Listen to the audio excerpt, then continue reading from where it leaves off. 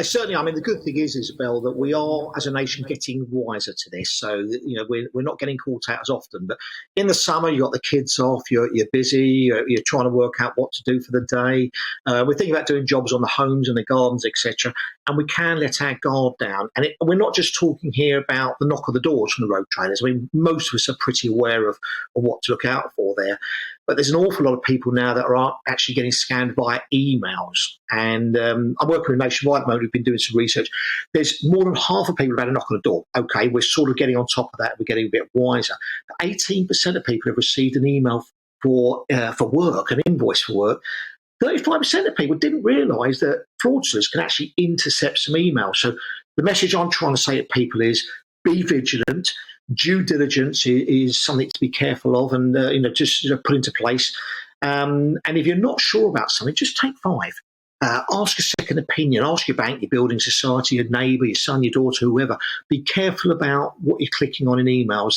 There's some very obvious things here, but we just need a little wake-up call every now and again. Yeah, when you say due diligence, what kind of due diligence? Well, for starters, if you get an email through, a lot of people don't realise, just hover the mouse over the email address. Now, if it's a genuine company that own their own site, for example, let's say hypothetically Amazon.com, that's going to be fine.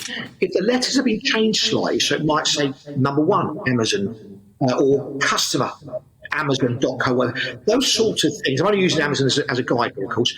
If the email's been slightly altered, that can take you to a completely different website.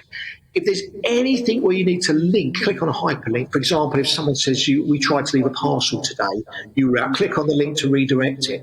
Take 5, look at it. And when you look at that address at the top, quite often they'll come up and they'll have a whole load of letters and numbers and all a load of garbled gunk. That's almost certainly a spam email which you need to avoid. So don't click on hyperlinks. Look at the address.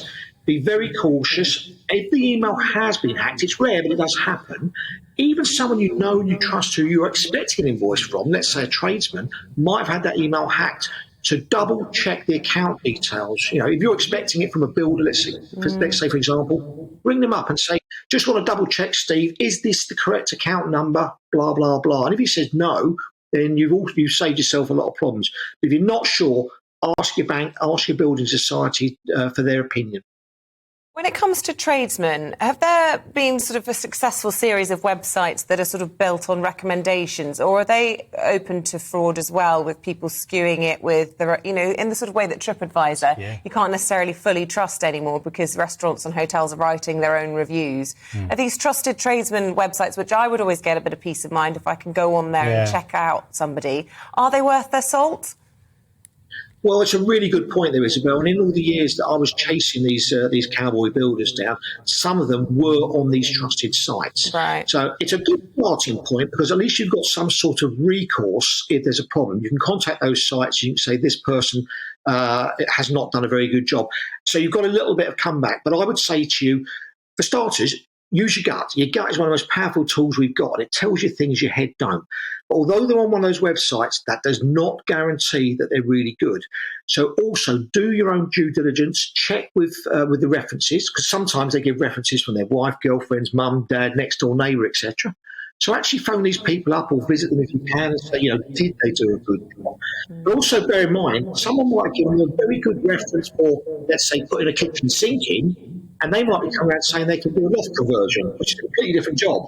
So there's a bit of common sense there. Common sense isn't that common?